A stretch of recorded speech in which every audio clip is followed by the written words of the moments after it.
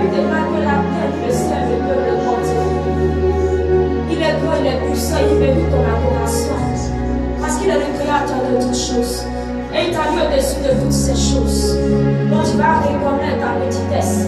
Et tu vas élever ta voix pour l'adorer de tout ton cœur, de tout ton âme, de toutes tes pensées, de tout ton esprit. Amen. Tu mérites la gloire et tout honneur. Attendez! Parle à ton Dieu! Je t'adore et je bénis ton saint nom. Tu mérites la gloire.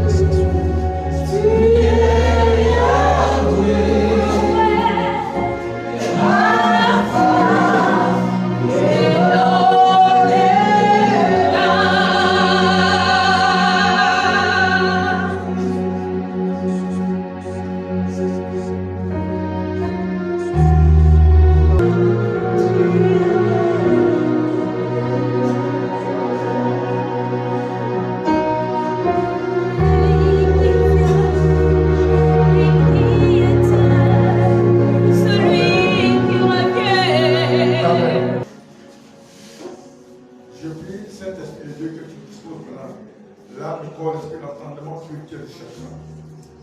Afin que Père, tout ce qui viendra ce matin ne viendra pas d'un homme, viendra de toi, de par ce canal, que cela soit Père éternel, assis sur les tablettes de cœur de chacun, scellé par ton sang.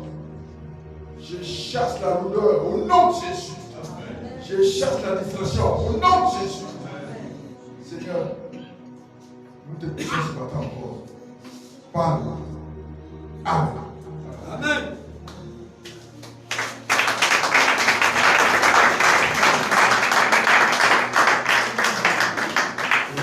Je vous bénisse. Asseyez-vous. Parler de la prière. C'est pour cela, tout à l'heure,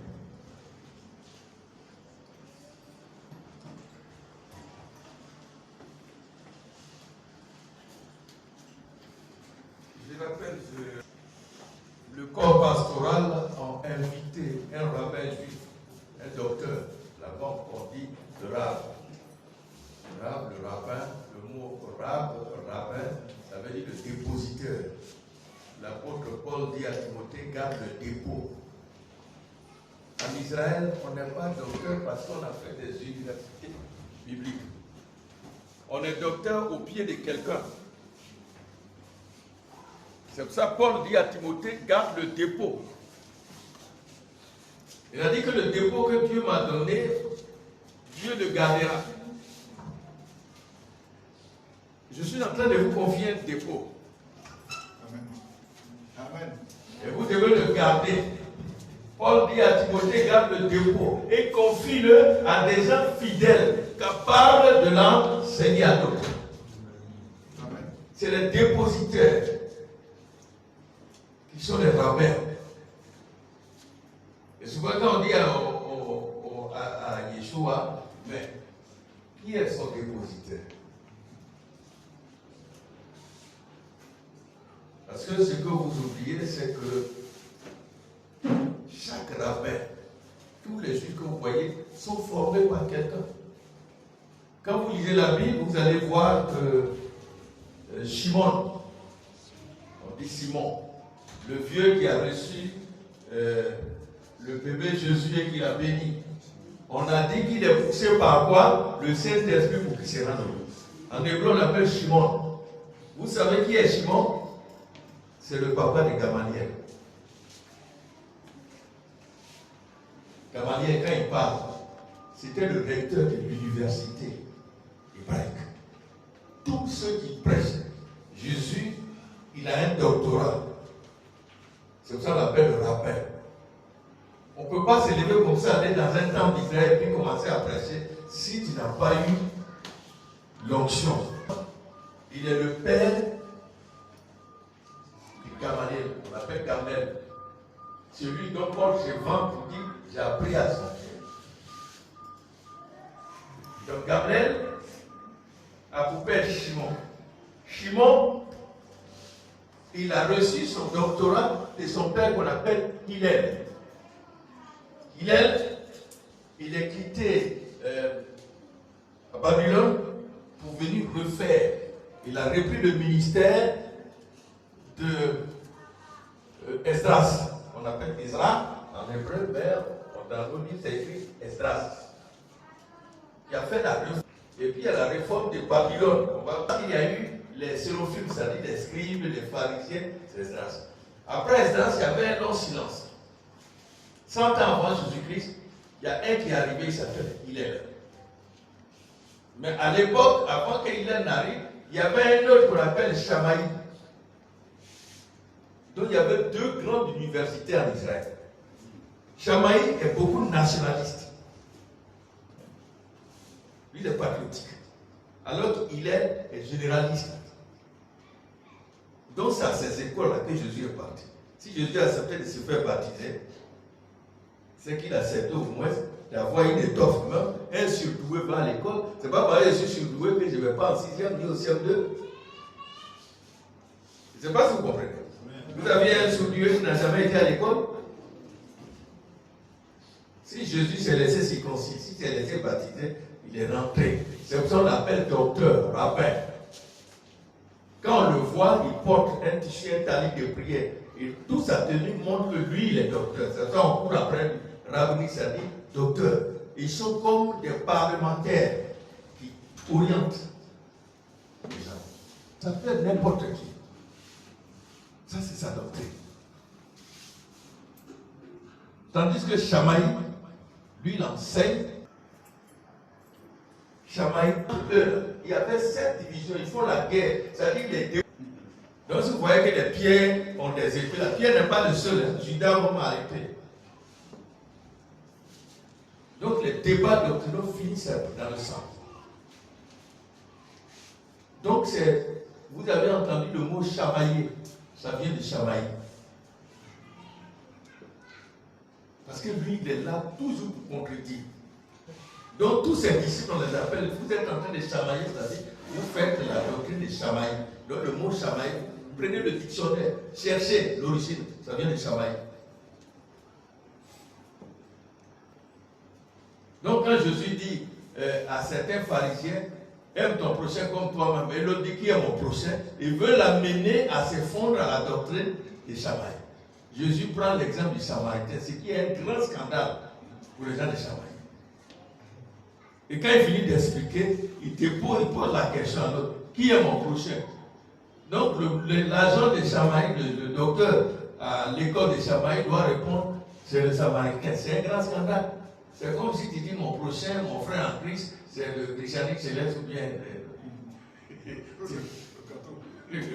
Donc quand c'est comme ça, c'est un grand scandale. Donc quand Jésus dit mon prochain c'est le Samaritain, il est en train de prêcher Hillel.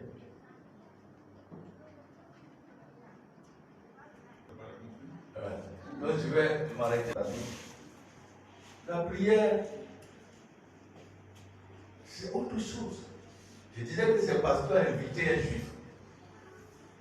Yeshua, il a tellement décrit ça qu'on a l'impression que c'est une Bible vivante qui est ouverte. Il n'a même pas besoin de dire tel chapitre. Parce que eux là, ils bossent les Bibles, les versets, la Torah, ça y est dans le. On ne se promène pas avec ça. Ils font comme les musulmans. La Coran dit, ça dit, ils récitent le Coran dans tout son cœur, tous les chapitres. Donc le juif là, il récite tous les chapitres de Genèse jusqu'à, comment dirais-je, à Malachie. Il retient ça par cœur. Aucun, même vous allez voir Pierre, vous allez voir Yeshua, il ne se promène jamais avec la Torah est dans un coin, un coffre, bien en or, là, mon gars. On ne sort pas comme ça. Il y a une fois dans l'année où on fait sortir. Donc, ce juif-là, il a parlé. Il prend un livre, il tape, il prend un livre, il tape. Il ne regarde même pas la Bible, tout ça. Parce que ça est dans sa tête. Alors, il y a eu des questions. Mais il y a deux questions qui paraissent très importantes qui ont soulevé les gens. Donc, il y a un pasteur qui a demandé à ce juif, pourquoi vous les juifs, vous ne croyez pas en Yeshua HaMashiach?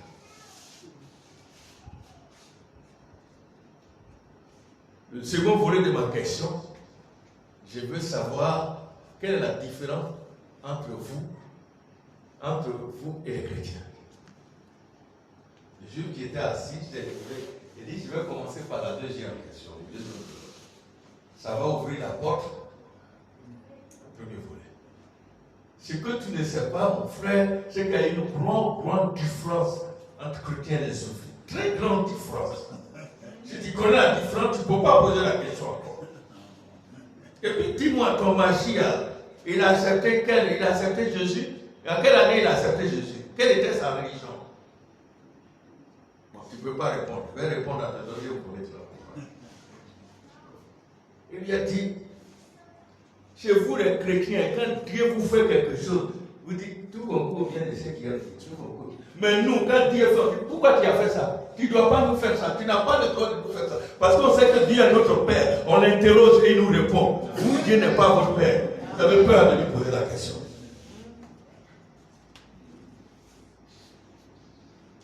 Parce que notre Père nous dit, interrogez-moi et je vous répondrai. Mais vous n'interrogez pas. Il y en a qui jouent à l'avocat de Dieu. Ils veulent défendre Dieu. Alors que Dieu lui-même, là, il s'appelle justice, il s'appelle vérité. Toi, là, quelle vérité tu vas dire pour défendre Dieu? Moi, j'ai passé du temps à me poser la question sur la prière. J'ai été embêté. Quand j'ai lu la Bible, dit demandez et vous recevrez. Et puis on dit quelque part persévérer dans la prière. Et puis bizarrement, dans un passage de Matthieu, il a dit ne multipliez pas les prières. C'est les païens qui multiplient les prières. Ils font de longues prières, ils multiplient, parce qu'ils pensent à force de multiplier, ils seraient exaucés. C'est ce que vous avez dit, je vais vous épargner les passages pour qu'on aille vite. Et si vous êtes dans un besoin, mettez-vous dans votre chambre, dans le secret, là, vous priez, et votre Père dans le secret va vous exaucer. Parce qu'avant que vous n'ouvrez la bouche, votre Père connaît vos besoins. Ah bon, tu connais mes besoins et puis tu m'embêtes, moi je vais prier comme ça chaque fois. Il y a de quoi péter les plombs. Il connaît mes besoins. Et il me dit de parler. Et puis il me dit de persévérer. Je vais persévérer, toi tu sais ce que tu as besoin. Je vais persévérer, il a dit, il faut continuer à prier. Tu me dis de continuer, et puis il dit, il ne faut pas faire beaucoup de paroles. Mais c'est quoi ça? D'après les... c'est foutaise ou bien quoi? Ou bien comme tu es Dieu maintenant, tu te permets de faire de nous tout ce qu'on veut. J'ai pris mon temps à interroger Dieu, je ne comprends pas. J'étais pasteur, j'ai dit, mais je priais comme les autres. J'ai dit, mais je ne peux pas continuer dans l'hypocrisie. Toi-même, là, tu me dis, de ne pas faire beaucoup de prières. Mais si je persévère, c'est pour faire beaucoup. Et tu me dis, si je suis dans le besoin, tu connais. Avant que tu ouvres la bouche, je sais de quoi. Vous n'avez jamais lu ça? C'est comme une maman qui dit à son fils, je sais que tu as besoin de téter, mais demande-moi et puis tu vas téter. Une mère comme ça, si c'est votre fille, là, vous allez demander si elle est normale. On dit, mais ton enfant crie, elle dit, il a besoin de téter. On dit, mais il n'a qu'à crier bien comme ça, je vais lui donner, il n'a qu'à persévérer dans les cris. Oui, c'est des choses qu'il en faut. Mais nous, les chrétiens, tu vas demander à certaines personnes, ils vont commencer à défendre Dieu. Non, si Dieu a dit ça, il faut aller dans tel verset, c'est parce que Dieu veut faire comme ça, alors que lui-même, il ne croit pas tout ce qu'il est en train de faire. Mais il ne veut pas que Dieu perde la face. Il veut arranger Dieu. Il veut être Dieu. Mais c'est lui le Dieu de justice. C'est lui le Dieu de vérité. Mais c'est quoi tout ça? Et souvent quand on lit la Bible, on voit que celui qui dit venez à moi, si vous avez soif, des sources d'eau vive vont couler à vous. Et puis le voilà qui a la croix qui dit j'ai soif. Et puis on lui donne le vinaigre. Et quelqu'un vient me dire si tu as soif, viens à lui. Il y a de quoi péter les plombs. À la croix, il se trouve avec deux suppliciés qui souffrent avec lui. L'autre lui a dit, mon frère, toi tu fais des grands miracles. Il faut nous faire sortir maintenant. Il y a des souffrances que les gens nous affligent. On ne peut pas faire ça à un être humain. Ces gens-là, ils ne sont pas propres quand même. Depuis des nuits, ils sont en train de nous chicoter, ils nous mettent dans le coin. Quand même, fais quelque chose. L'autre dit, mon frère, lui, il a quoi voir dedans? La même punition est en train de subir. Il faut avoir pitié quand même, il faut craindre Dieu. Il dit, est-ce qu'il y a Dieu dans ça encore? Lui-même, il est Dieu, il n'a qu'à faire, on va descendre ici. C'est parce qu'il dit, il est Dieu, c'est pour ça qu'on l'a amené ici. Si vous lisez Jean chapitre 19, verset 7, on dit, nous avons notre loi, il doit mourir parce qu'il s'est fait Dieu. Donc il s'est fait Dieu là, il n'a qu'à venir, on va sortir ici. Et Jésus va dire à celui-là, mon frère, il faut te rappeler que... Et Jésus va dire, peut-être le monsieur en disant ça, il espérait que Jésus allait atténuer sa souffrance. Jésus dit, tu vas tellement souffrir, jusqu'à ce que tu vas mourir, et puis demain on sera au paradis. Ah! Quand il dit demain on sera au paradis, c'est quoi? C'est pas pour mourir. Qu'est-ce qui va le tuer? C'est pas la torture? Ça veut dire que tu seras tellement torturé que demain, là, toi et moi, on sera au paradis. Ah, tu veux que je te demande là? C'est pas on sera à la maison le soir, c'est au paradis. ça, on lit, on ne demande pas à Dieu. Dieu nous regarde.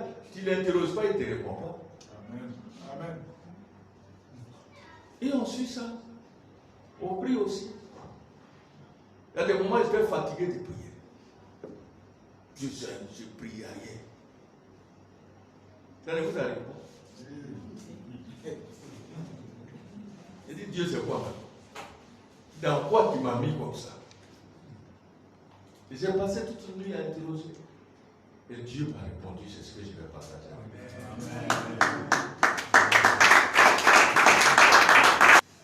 Je vais vous raconter une histoire de quelqu'un qui fuyait. On m'a apporté ça, j'ai lu, et j'ai apprécié. C'était en temps de guerre. Et il est rentré dans une grotte. Ça avait chauffé. Et les ennemis avaient pris presque leur camp. Ils fouillaient maintenant les retraites. Ils fouillaient grotte par grotte. Et puisqu'il est chrétien, il a commencé à intercéder pour que Dieu le retire de là. Alors, les gens s'approchaient de la grotte où il était. Il prie jusqu'à, il dit, bon, c'est terminé, ils vont finir avec moi. Il a arrangé ses armes, je vais mourir les armes. Et puis il voit une araignée qui est en train de faire les toiles devant la grotte. Il dit, moi je pensais que tu allais mettre un mur. C'est toile d'araignée, tu as. L'araignée a fait sa toile, les gens sont arrivés, ils ont dit, bon, il reste là. Et puis le chef a dit, mais vous ne voyez pas le toile d'araignée qui est là. Si ce monsieur était là, la toile serait détruite, c'est qu'il n'y a personne pour Dieu.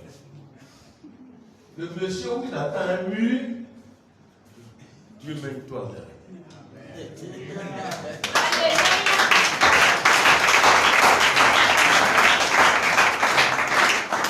Ce n'est pas un fil électrique, mais toile d'araignée. Sa vie est sauvée grâce à la toile d'araignée. Tu ne peux même pas rendre ce témoignage. Et quand vous lisez 2 Corinthiens, chapitre 1, il est écrit que les Grecs, les scientifiques, les économistes, cherchent un miracle, ils cherchent un plan comptable, ils cherchent la technicité aux situations des personnes démenties. Les Grecs, les scientifiques, les technocrates cherchent des techniques.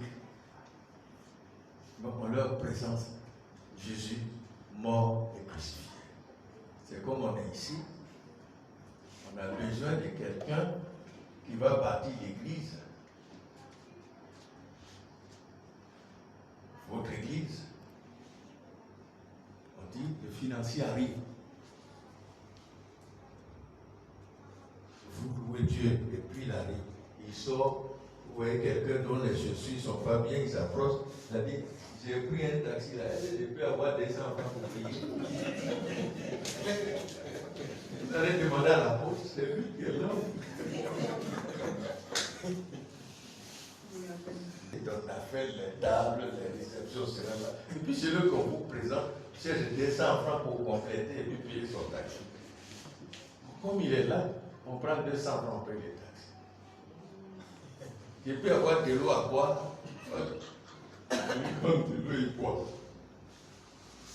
Il dit, bon, je suis venu, mais ce que je vais vous dire, c'est que Dieu est capable. C'est celui qui aussi a fait l'argent est capable.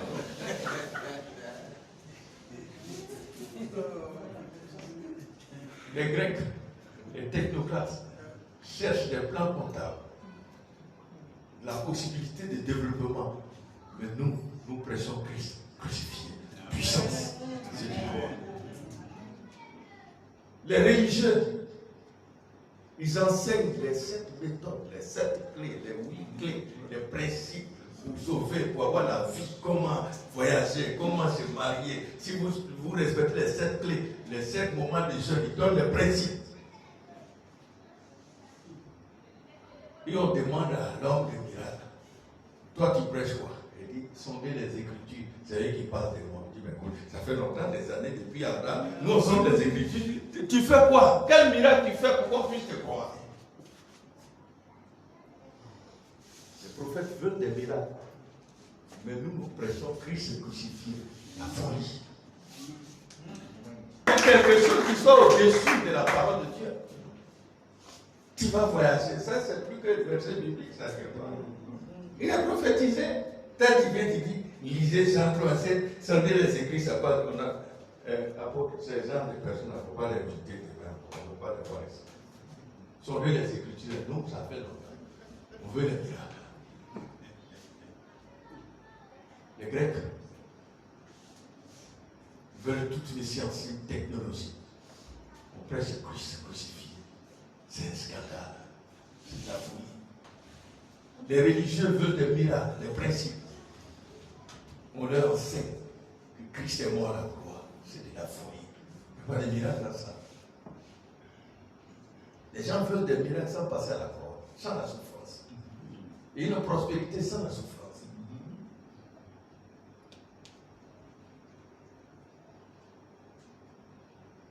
Et la prière, la parole de Dieu nous dit, Dieu a confondu la puissance, la force de ce monde, les sages de ce monde, par des choses folles, par des choses qui n'ont aucun sens, par des choses... On n'a même pas besoin d'aller à l'université pour ça. On n'a pas besoin de diplôme, on n'a pas besoin d'être intellectuel. La prière est à la portée de tous. Amen. Si c'est ça, on n'a pas besoin de toi, nous on connaît ça. La prière est par simple, elle paraît élémentaire, mais c'est une arme puissante. La prière commence quand votre force ne va plus. Amen. La prière commence quand l'ennemi pense qu'il a le dessus. Amen. La fois dernière, il y a une sœur en Belgique, elle m'appelait, elle m'envoyait des images. Elle était un prophète qui a parlé tellement du corona, du vaccin. Vous avez entendu ces choses? Les gens parlent tellement de ces choses-là que les chiffres 3 et 666, c'est déjà que c'est grave. Ça, ils te décrivent ça pour dire c'est grave. Et la soeur était bouleversée. Elle dit vraiment, elle préfère que Jésus vienne apprendre maintenant. Je dis, ma fille, qu'est-ce qui se passe? Elle dit, mais tu vois, voilà ce qui se passe. Elle est en Belgique, là-bas c'est pire. Que d'ici décembre, là, ça sera grave. Ça sera pour vivre 21, là, ça sera pire. Les magasins sont fermés. Que vraiment elle est fatiguée, ça ne va plus. Et je lui ai dit ce que je vais vous dire. Il dit, mais tu as écouté la vidéo que tu as dit, ma fille. Ça me rappelle l'histoire d'un petit garçon. Il dit à son papa que la panthère peut rien comprendre. Il dit, si la panthère vient, je vais courir. Il dit, la panthère va courir. Il dit, je vais prendre le métro. Il dit, la panthère va prendre le métro. Il dit, je vais rentrer dans la chambre de maman. Il dit, la panthère va rentrer dans la chambre de maman. Il dit, je vais rentrer en bas du lit de maman. Il dit, la panthère va rentrer. Le petit s'est arrêté, Dieu pour la panthère. Mais quand il dit, je fais ça, il dit, la panthère va faire. Je fais ça. Les gens parlent tellement la puissance du coronavirus, du vaccin, que Dieu n'est rien. Comme si Dieu était assis, il y a enlèvement. C'est comme on arrêtait un bus là pour qu'il rentre vite. Donc Dieu va venir, il y a enlèvement. On dit Dieu est au contrôle de tout. Amen. On fait les choses comme si Dieu était paniqué. Quelqu'un qu'on va vider de la maison, et les justiciers arrivent, il y a enlèvement. Et voilà, les vaccins sont là, et puis on est paniqué. On dit Dieu est sur son trône. Il maîtrise tout. Amen. Dieu n'était rien. Comme si Dieu ne savait rien. Comme si Dieu était surpris.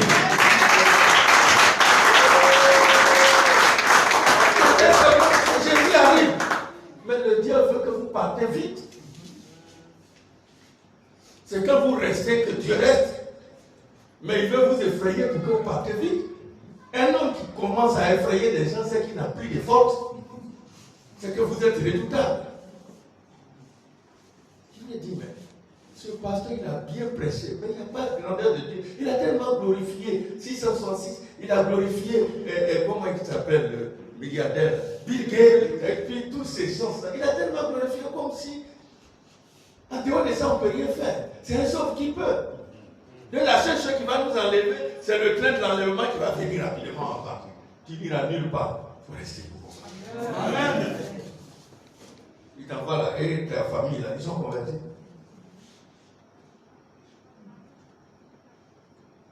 Dieu contrôle tout. Rien ne lui échappe. J'ai écouté une prédication de Talikano, c'est un vieux. Il a dit, les gens paniquent pour rien. Il dit, quand Jésus va revenir, même si l'église est pourrie, il va la ressusciter. Amen. Il va te restaurer pour que tu sois réveillé. Amen. Quand Jésus va revenir, chacun saura où il est. Chacun va dire, je préfère le diable, ça va plus se cacher.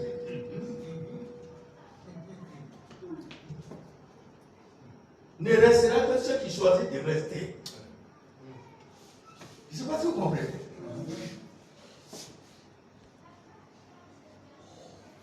La prière, c'est une arme très simple, très légère,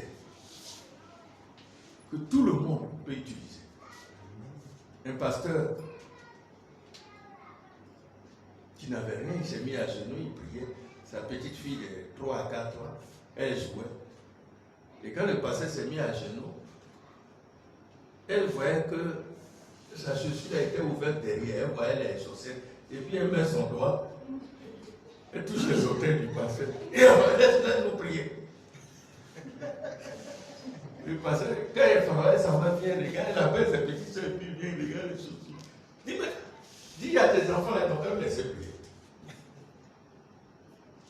2 jours après, quelqu'un se présente avec une bonne paire de cheveux. Parce qu'il dit, il rend gloire. Il dit, oui, mais papa, j'avais prié pour ça. Ça cause de ça, il dit, Seigneur, regarde mes chaussures. Regarde, je suis de papa, j'ai même mon doigt dedans pour montrer ça au Seigneur. Dieu n'a pas besoin d'une grande foi. Mais Dieu est déjà grand. Ta petite foi, même qu'un grain de sénévé, doit faire confiance à la grandeur de Dieu. C'est tout ça.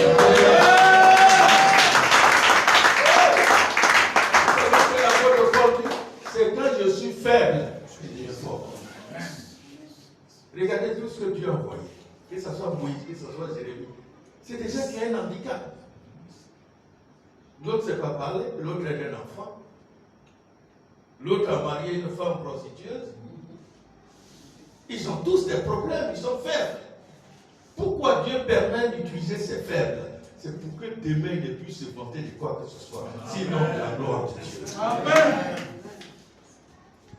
C'est quand tout ça est terminé que la puissance de Dieu se met en œuvre.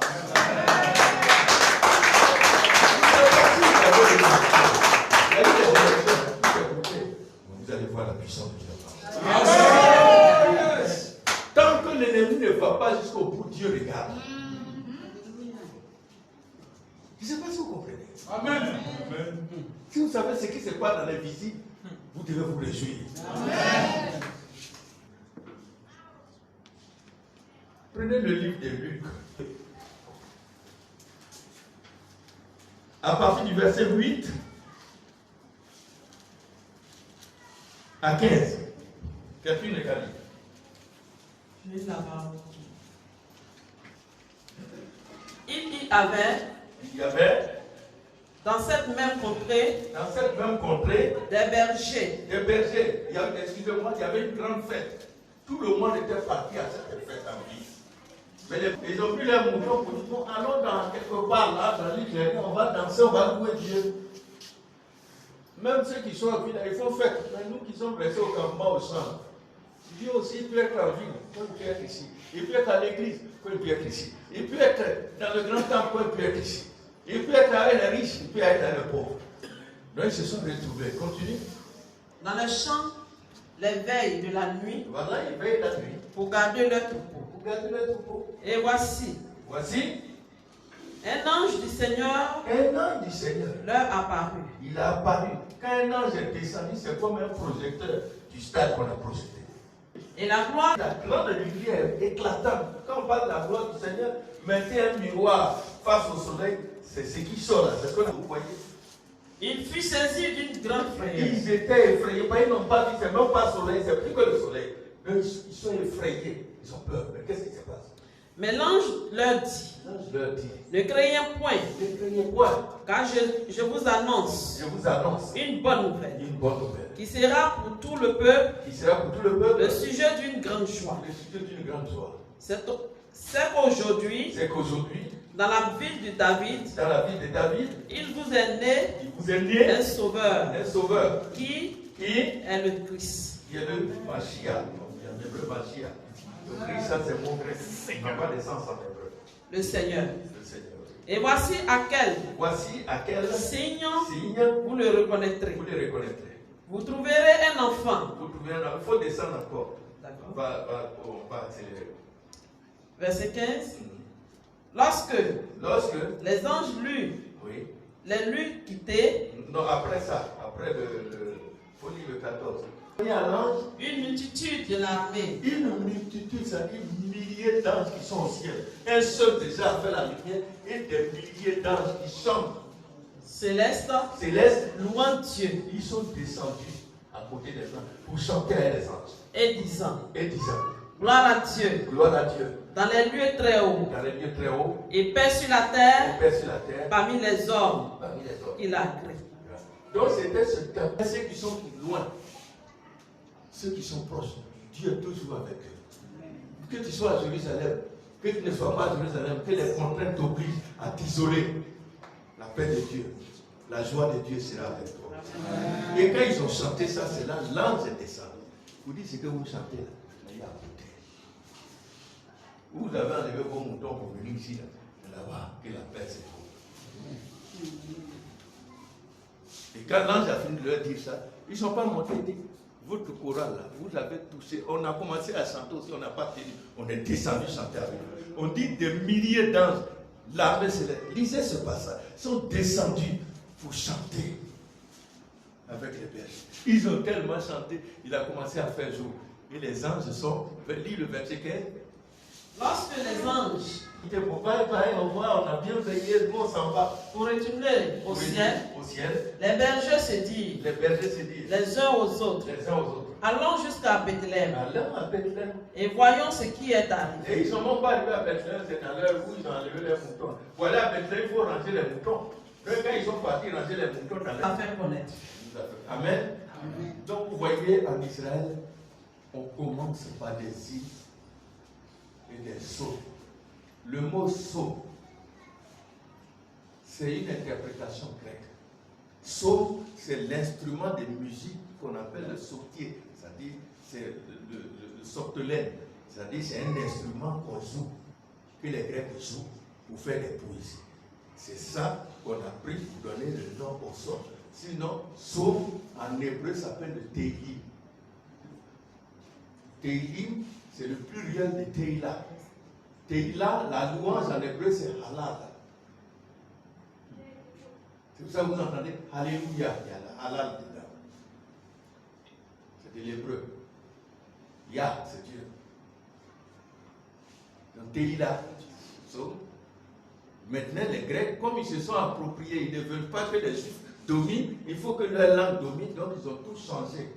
Et vous savez, quand on transfère, même ton CFA en euros, tu perds. Ça perd la valeur. Donc en transposant en grec, ça a perdu la valeur des sautiers. Le sautier, c'est un instrument. Ça ne sort pas. Imaginez quand les gens jouent les chantres du monde, quand ils sont inspirés de qui? Soit de Mami Wata. Il y a même le grand chanteur guinéen qu'on appelle Damba. Damba, c'est un grand chanteur guitariste guinéen. Mais il a sa musique. Dina Nusonito Mami Wata, il a chanté le nom de Mami Wata. Il est mort brusquement par un accident. Parce que c'est Mami Wata qui a inspiré sa puissance. Ouais, voilà. Donc, c'est comme ça. L'inspiration des cantiques et des sons viennent de Dieu. C'est pour ça qu'il ne faut pas chanter quand tu veux chanter. Moi, je conseille que tu sois des gens où chantent, retrouvez-vous avec l'apôtre, dis où on va aujourd'hui. Qu'est-ce qu'on fait? Il va dire, les enfants, voilà la direction dans la semaine. Et vous vous entraînez en fonction de ça.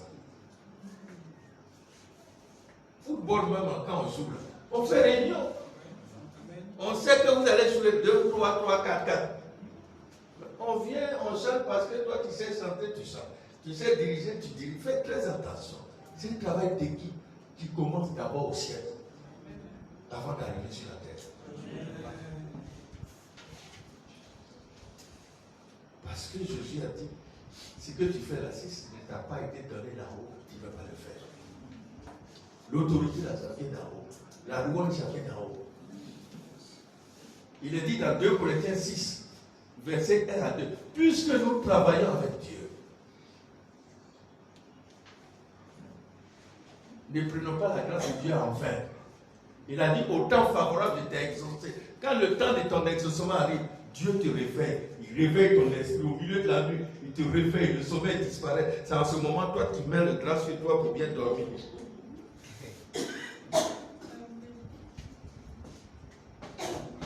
Travailler avec Dieu. Il dit au temps favorable, je t'ai exaucé. Au jour du salut, je t'ai secouru. Et voici maintenant le jour du salut. Voici maintenant le temps favorable. Il faut suivre le mouvement de l'esprit. Tu vas voir quand Dieu va t'inspirer un cantique. Tu vas chanter maintenant, tes larmes vont couler sans être à l'église. Tu vas sentir, tu vas commencer à pleurer. Ça ne vous est jamais arrivé. Parce que les anges étaient présents, ils chantent avec toi. L'Esprit de Dieu est là.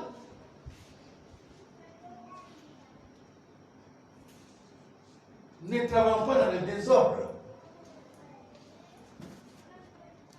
Vous savez comment on appelle la prière en hébreu? Comment on appelle le jeûne en hébreu? Lisez Joël. Joël chapitre 2.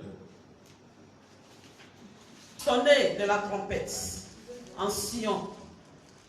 Faites-la retentir sur ma montagne sainte. Et que tous les habitants du pays tremblent. Car le jour de l'Éternel vient. Car il est proche. Voilà. Il est écrit de sonner la trompette. C'est sonner le corps. Le corps, c'est le chauffard. C'est la corne. Mais puisque les Grecs ne connaissent pas cette tradition, ils remplacent tout par trompette. Il dit sonner le chauffard. Lis le verset 12.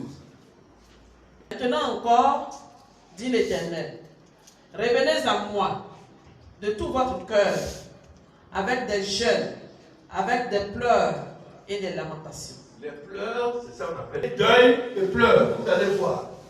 Dans Joël, il est dit, pleurez sur vous-même, votre âme, de la manière qu'une mère qui a perdu son bébé en train de pleurer sur le corps de son bébé, pleure. Donc le jeûne, c'est le deuil. Traduisez ça dans votre langue. Quand quelqu'un est en deuil, comment est sa bouche? Est-ce que ta bouche là, il veut boire coca, il veut manger salade, il veut manger poulet rôti? Comment il est? Comment? La bouche amère. Même si on met poulet devant lui là, est-ce qu'il a envie de manger?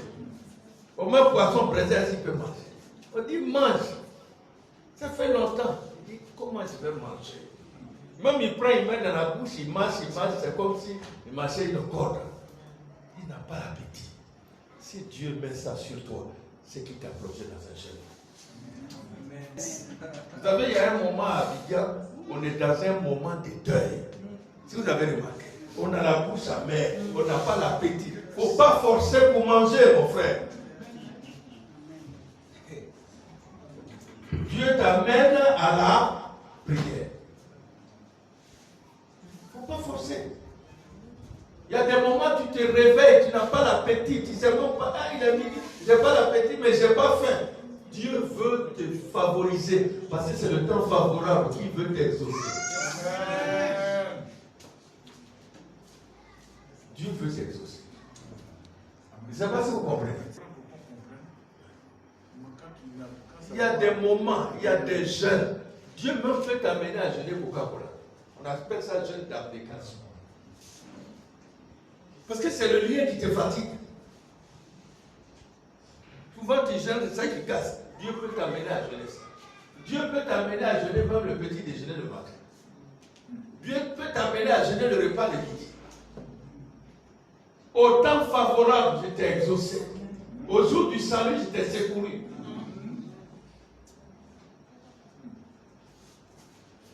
Il dit, puisque vous travaillez avec Dieu, ne prenez pas la grâce de Dieu en vain. La bénédiction de Dieu qui vous amène, ne jouez pas avec ça. C'était une période où on n'avait même pas besoin de Dieu aux Ivoiriens jeûner. Les gens n'ont plus l'appétit. Grands et petits, ils sont à la maison, ils mangent, ça ne descend pas.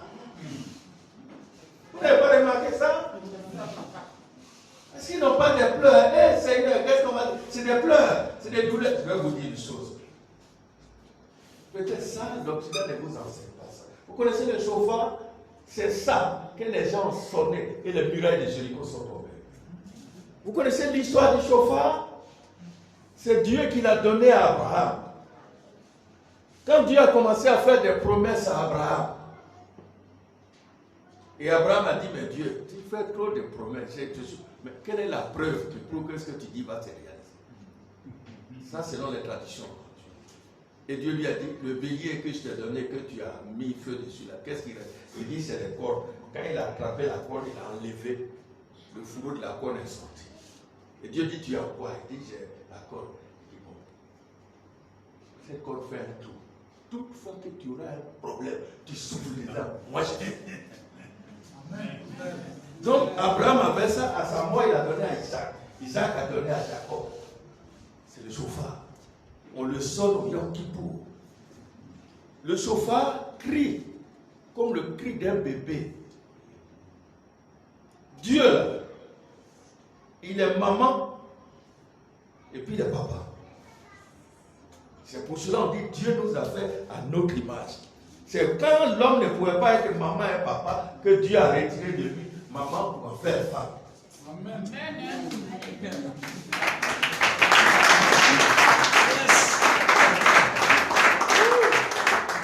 Je ne sais pas si vous comprenez. Souvent on utilise un mot miséricorde. Ce mot-là, on l'a en arabe. Bismillah ar-Rahmani. Rahimi, Ramani, Rahim, ça veut dire Dieu de miséricorde. Rahim. Ça c'est le même mot en hébreu. Rahim. Ça vient du mot Réa. Ça veut dire Dieu de l'utérus. Miséricorde, ça veut dire Dieu de l'utérus. Quand vous lisez, Dieu dit mes entrailles se meurent, mon ventre, mon utérus. Je t'ai trouvé, je t'ai accouché, tu es dans le sang, j'ai dit vie et tu as vécu. Je suis Dieu, je suis maman, je vous consolerai comme une mère console son enfant. De bébé, Dieu entend. Aujourd'hui, le chauffard, c'est la prière. Quand tu gémis, et c'est pas crier seulement. Quand tu dis, Seigneur, si gémis, une mère qui entend son enfant gémir, elle est dehors, elle va l'appliquer rapidement. Dieu dit même si la mère ne le fait pas, moi Dieu, je ne t'abandonnerai pas. Je ne sais pas si vous comprenez. Si Dieu n'a pas donné le gémissement au bébé, qu'est-ce qui se passe? Mais si l'enfant a pissé, il a chié, il fait pas, elle va faire ses occupations. Les gars vont commencer à venir. Mais il crie, elle vient. Même une mère, son enfant va être parmi les enfants. Quand il crie, elle sait que c'est mon enfant qui a pris. Je vous aime comme une mère aime son enfant. Ça fait dire crier. Écoutez, quand la maman accouche, on dit quoi? L'enfant n'a pas pleuré. Et puis qu'est-ce qu'on fait? On le tape. Pour qu'il pleure. Mais Dieu nous tape souvent pour qu'on dise Seigneur, je suis là. Il dit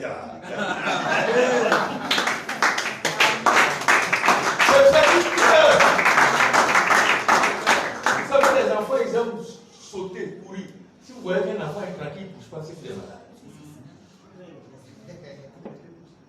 Dieu veut qu'on parle.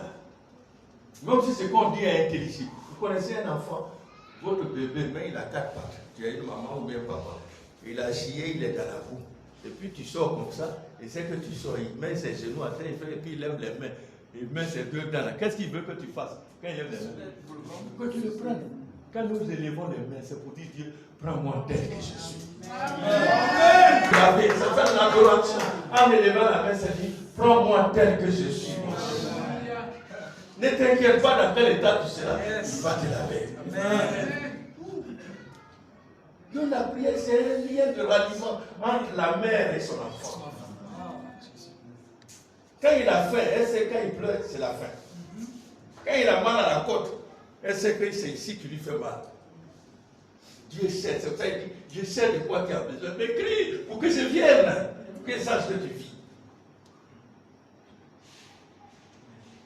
Il a dit, je ne dédaille point un cœur brisé et contrit.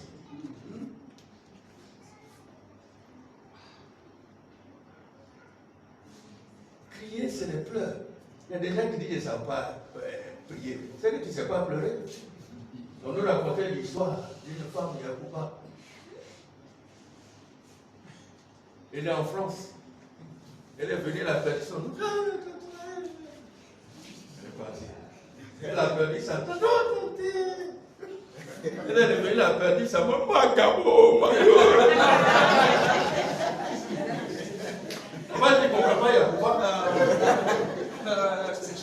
Il y a des gens qui disent, ça ne va pas pleurer. Quelqu'un maintenant commencé à pleurer, même si ça n'y a pas, ça embêtait, ça embêtait, ça nous touche la nuit, on sait qu'est-ce qui se passe. C'est comme ça que Dieu perçoit nos prières. Souvent le silence aussi c'est la prière. Souvent on pense qu'il faut ouvrir la bouche pour parler. Non. Dieu regarde le cœur. Il voit la tristesse. Il dit, je ne dédaille point un cœur brisé, contrit. Ton cœur est brisé, contrit. Dieu dit, celui qui t'afflige, qui rend ton cœur brisé, qui le rend contrit. Dans Thessaloniciens 1:6, que je rendrai l'affliction à celui qui t'afflige. C'est pas lui qui t'a créé. De quel droit il t'a affligé? J'ai un cousin. Il est aujourd'hui commandant de brigade de la gendarmerie. Mais quand il était petit, c'est un petit, il faut juste qu'il ne restait pas tranquille. Il avait 12 ans. Et il n'a pas une langue bien exercée. Et c'était à l'intérieur, à Guiglo. Et c'était les fêtes de l'indépendance. Vous savez, les grandes fêtes là, qu'on faisait dans la région. Donc, il voulait partir à la fête. Sa maman dit, ma gloire, reste tranquille, il y a du monde là-bas, reste tranquille. Il dit, oh maman, on veut partir, tu veux être tranquille. Elle dit, ma gloire, l'enfant têtu là, il ne tarde pas à avoir un lendemain désagréable. Reste tranquille. Il dit, oh maman, tu me fatigues, il est parti. Quand il est parti, les masques chassés à chasser des gens. Il a couru, il est tombé, tout ça s'est écorché. Ses genoux, il coule le sang. Il dit, maman, l'enfant têtu arrive, l'enfant têtu arrive. Regarde, il dit, maman, il dit, rien, l'enfant têtu, la maman a fait quoi? Elle va le supporter, elle va lui faire les reproches, elle va le prendre, elle va le soigner. Revenez à moi, dit le Seigneur. Et je reviendrai à vous. La prière, c'est une façon de revenir à Dieu. Dieu ne te demande pas pourquoi tu as fait ça, mais reconnais que tu as été l'enfant têtu. Papa, l'enfant têtu arrive.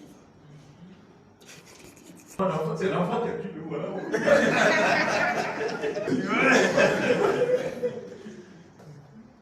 Tout ce qui lui a fait, la repentance, c'est revenir à Dieu. Viens à Dieu, Dieu s'occupera de toi. Amen. David dit, je ne demande qu'une seule, c'est de rester au moins 1 heure avec Dieu. Dieu va te nettoyer. Ce que tu ne connais même pas comme péché, là, il va te montrer ça.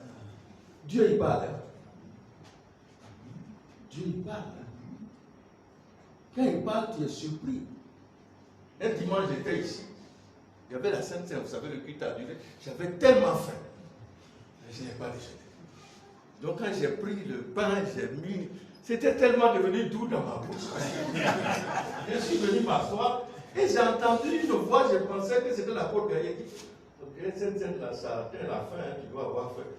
Je regarde, je dis, mais c'est qui ça? C'était Dieu qui me parlait. Et tu veux doubler là. Il est à côté de moi. Dieu il parle. Si nous faisons éteindre les bruits du dehors, c'est pour éteindre les bruits du dehors, les désirs de la chair, que nous faisons des exercices de jeûne. Pour empêcher que tous nos pensées étouffent. Donc, excusez-moi, au 75, prenons le psaume 108, on va lire. Psaume 108, verset 11 à 14.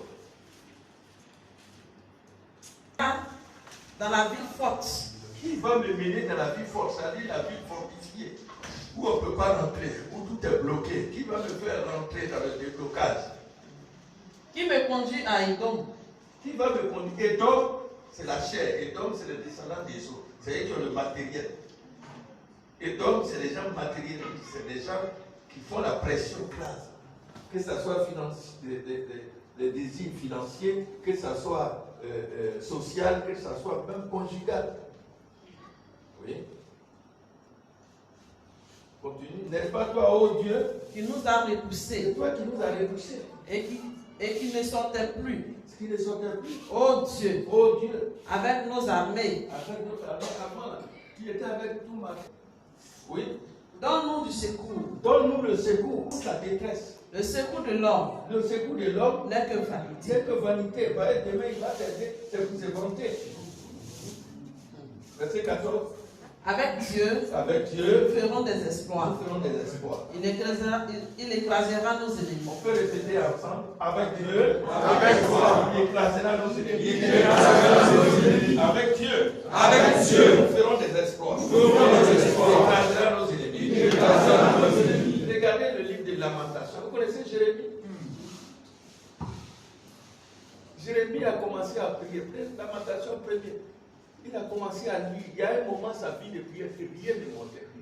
Il s'est mis à écrire, Dieu, c'est toi qui as bloqué ma vie de prière. Avant, là, quand tu me touches, je chante, je loue mes larmes. Maintenant, quand je fais prier, même ça monte, ça tourne, ça ne va pas. Tu as la base. Ici, là, ce qu'on vient de dire, ici, avant, là, tout marchait. Mais si tout est bloqué, là, c'est parce que tu n'es plus avec moi. Je t'en prie, il faut nous conduire maintenant. Viens. Quand tu vas venir là, avec toi, nous ferons des exploits. Amen. Il est revenu à Dieu.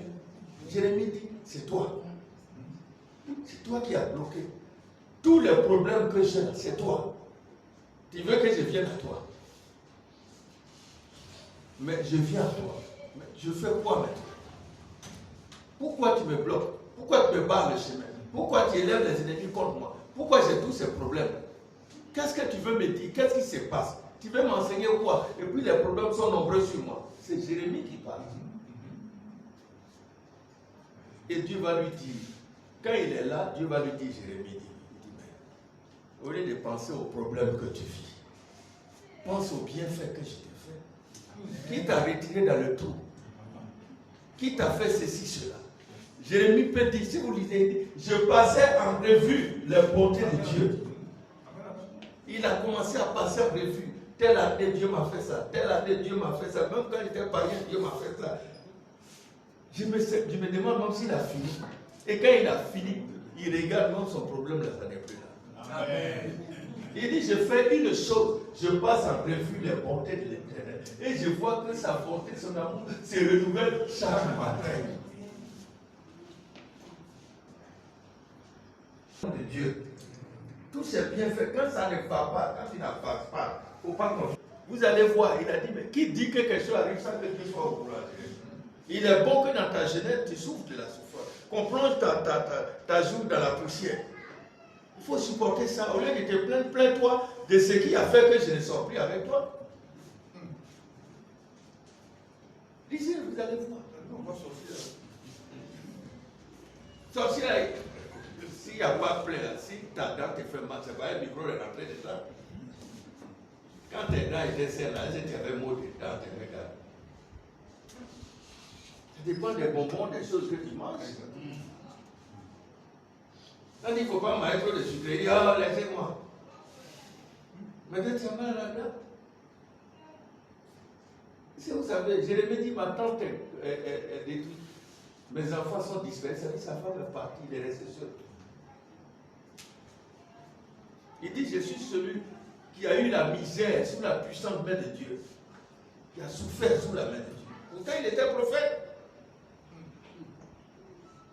Le frère, quand on revient à Dieu, Dieu va nous dire ce qu'il y a à faire. Amen. Et ce qui ne va pas. On ne peut pas revenir à Dieu et quelqu'un va nous poursuivre. C'est ça, c'est réfugié à Dieu. Il faut de temps en temps qu'on revienne à Dieu. Les Juifs nous disent dans la tradition, quand Pharaon chassait, le peuple d'Israël était coincé dans la mer.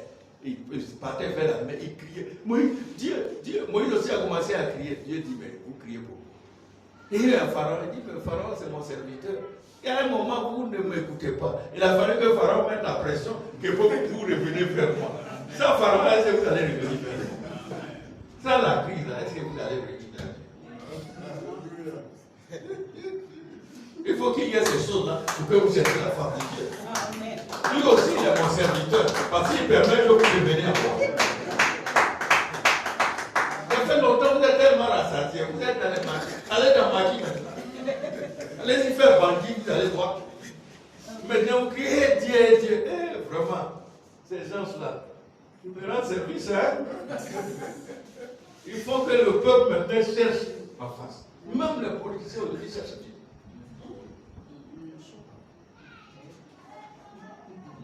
C'est l'heure de la prière. Amen. Et la prière, plusieurs catégories de prière.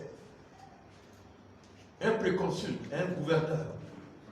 Il y avait un magicien mysticien qui commençait à distraire le préconsul pour qu'il ne se convertisse pas. Et Paul dit, que Dieu te bénisse, vraiment, Jésus n'est qu'à rentrer, c'est ce qu'il a dit. Il dit, qui es-tu pour que tu obscurcis la voix de Dieu? Tu tomberas à feu. On dit, en même temps, il a commencé à tâter. Il a fait une prière d'imprécation, il n'a pas fait une bénédiction. Il a utilisé une arme offensive.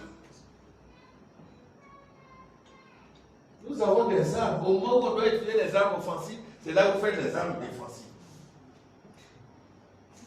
Le mieux dans ton cas, utilise les armes défensives et Dieu écoute. Il ne faut pas l'utiliser pour la haine, pour la colère, mais il faut l'utiliser pour la gloire de Dieu. Seigneur, si tu vois cette injustice,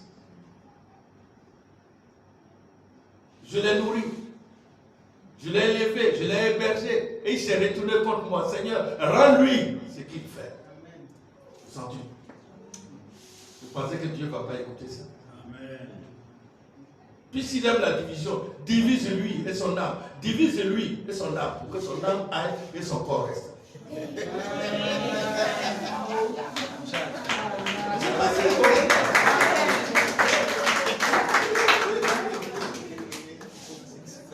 Vous avez des armes, c'est comme un policier qui a une calage, 2 pistolets, les bandits viennent à elle écouter, les bandits arrivent, mais écoutez quel? Je vais tuer les enfants des gens, bon d'abord ils vont te tuer aussi. Le policier là c'est pour protéger la vie d'abord, on va t'ôter la vie. Il y a des prières, il y a des moments qu'il faut le faire.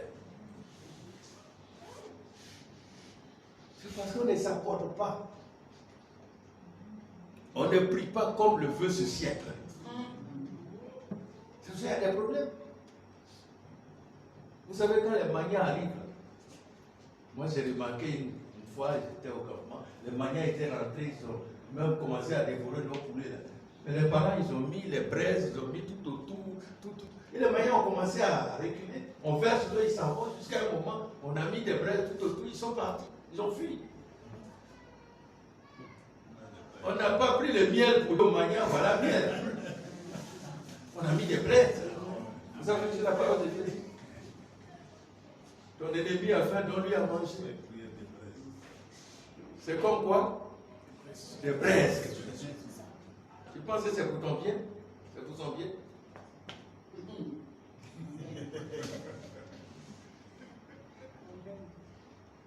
Souvent, quand tu restes silencieux, tu écoutes. Dans Amos 5, verset 13, il dit, quand la situation est telle, le sage se tait, c'est-à-dire rentre en prière dans le silence devant Dieu. Et c'est grave pour nos frères et sœurs. On a des armes. On a des armes, c'est ceux-là qui sont qui? Même le militaire a besoin d'armes pour la prière. Le gendarme a besoin. J'ai un jeune homme, il est militaire, il dit c'est la nouvelle fois, ça fait longtemps que c'est. Il dit, moi j'ai un fantassin, je prie, je tue. Il dit, mais tu veux dire Dieu? Tu dis, non, je ne veux pas dire Dieu, mais dis qui te protège. Le policier, c'est Dieu qui le protège. Un modèle policier, un gendarme va dire, priez pour nous, on vous dit ça. Priez pour nous. Parce que quand ils sortent là, leurs femmes, leurs enfants ne savent pas s'ils vont revenir. Ils ont besoin de prière. Être un homme de prière, c'est une profession. C'est comme un footballeur. Il s'entraîne. Il y a des nourritures qu'il ne mange pas. Il ne mange pas, il ne peut pas manger sauce graine avec placali et puis il va aller sur le terrain. Puis il y a des fois, il va vomir tout de suite. Il y a des choses. Un homme de prière ne doit pas manger après 20 heures ou même 14 heures. Il faut manger pour être léger. C'est-à-dire, tu es trop rempli là, tu te réveilles, tu vas aller où avec ça? Il y a un régime alimentaire pour un homme de prière. Regardez Daniel. Il a eu un régime alimentaire. Si tu n'es pas un jeune comme tel, il a eu un régime alimentaire 21 jours. La Bible nous dit que grâce à ce régime alimentaire, son intelligence était performante plus que l'intelligence des mystiques. Vous n'avez pas lu ça? Si tu manges lourd, tu manges les mêmes plats, les porcs au four, les bières, tout ça, là, tu vas voir quelle est la révélation. Ta prophétie ne sera que les prophéties de la chair. Tu ne peux pas résister à l'impudicité, à l'immoralité. Tu ne peux pas. Et c'est la même chose que les impudiques mangent. Dieu va t'aider comme. Être un homme de prière, c'est une profession. Parce que ça va au-delà. On peut être pasteur sans être un homme de prière. On peut être docteur sans être un homme de prière. On peut être un simple chrétien et être un homme de prière. Quand tu es un homme de prière, tu augmentes de grade chaque jour. Après, tu deviens un intercesseur. Tu vas voir que Dieu va te révéler certaines choses. Dieu m'a révélé un pasteur, certaines choses. Je ne savais pas, ça fait longtemps, plus de 10 ans, c'est pas vrai. Il a son jeune pasteur qui dit, voilà ce que Dieu m'a montré. Ton pasteur, voilà. Il dit, ça c'est pas vrai. Sa femme m'a dit ça. Dieu te montre, parce qu'il sait que toi tu pries pour les gars. S'il te touche là, tu vas prier pour les gars. Mais si tu ne pries pour personne, tu ne pries que pour toi-même. Dieu bénit ma femme, bénit mes enfants. Ça, c'est les prières sectorielles. Mais quand tu pries pour l'humanité, tu pries pour la nation, tu pries pour les... Dieu va te dire, voilà ce qui va se passer. Que Dieu vous bénisse. Amen. Je vais m'arrêter là, parce que là, si je continue, ça sera un séminaire, mais ça ne sera pas une prédication. J'ai demandé à l'apôtre de prendre du temps pour qu'il programme quelque chose. Que Dieu vous bénisse. Amen.